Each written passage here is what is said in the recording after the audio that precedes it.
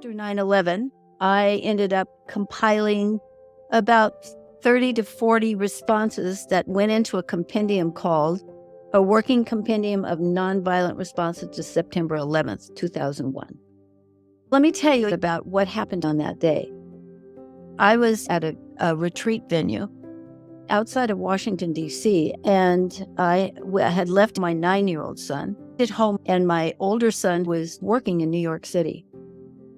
What my 9-year-old son heard was that there was an attack on the United States at Washington, D.C. and New York. So first of all, my 9-year-old was panicked, and the teacher was great about helping take care of that. But I was safe. I was at the Heifer Foundation. Outside of Washington, D.C., all of a sudden the leaders stopped the circle and said, "We have to tell you what happened." So everybody went into this freeze mode. And then we all split up to go call people to see if they were safe. I have several relatives in Washington and New York. And the phone lines were jammed and nobody could get through them. The Heifer people that were here from outside all of a sudden started collecting messages from their countries, from Peru, from a lot of South American countries.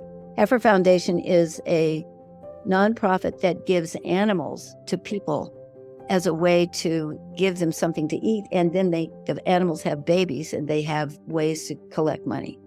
It's a very successful agricultural, peace-giving kind of community. As the word got out throughout the world, their populations started sending these exquisite messages to us. Like, "We're with you, we understand, we're so sorry this is happening to you, you don't deserve this." And it was probably the most uplifted I have felt as an American citizen from an international audience. After 25 phone calls, I found out that my son was safe, although he was pretty impacted by the whole thing. He walked out of a yoga lesson in a building and watched one of the buildings implode. And then we got word to my younger son that both of us were okay. This is when a chunk of my peacemaker self came out. It is so crazy for there to be this kind of destruction going on.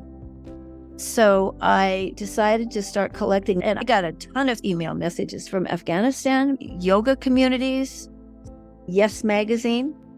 I just wish I could read some of them to you. Everybody was putting out these messages about how to see this calamity as an opportunity for peace.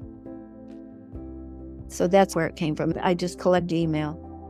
I collected them off handwritten letters, and I put them all in this compendium. So first, how can we share the word of peace on this day? Let me just run through some of the titles. Yeah. They will be the answer to that question.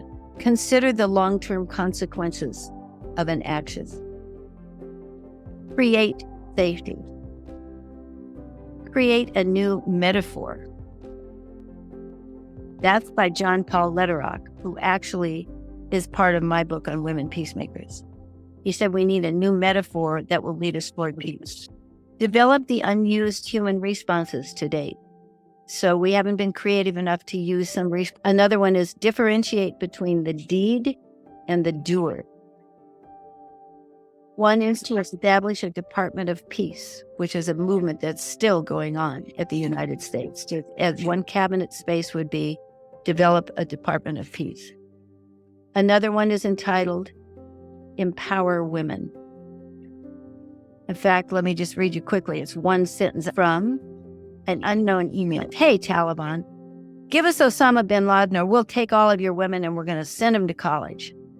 Another one says, "Feed people, find the terrorists, and give them public trial.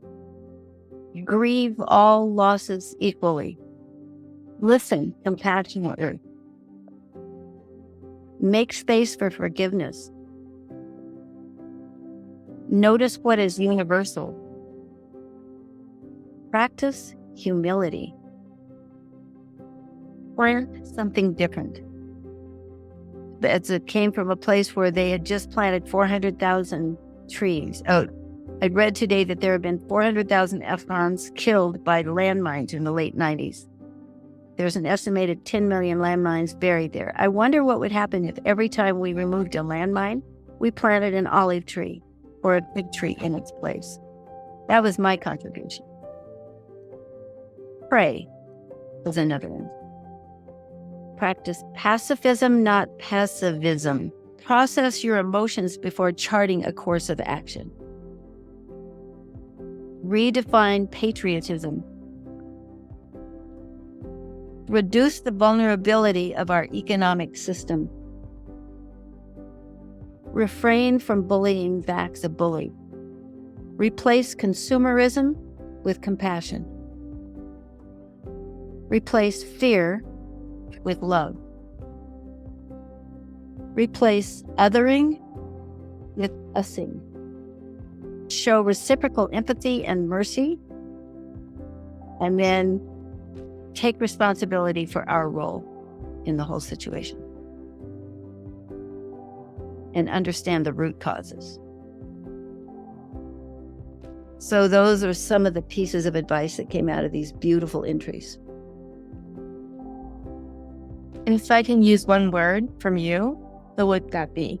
Well, there's one word that keeps coming up hugely in front of my eyes, which is listen.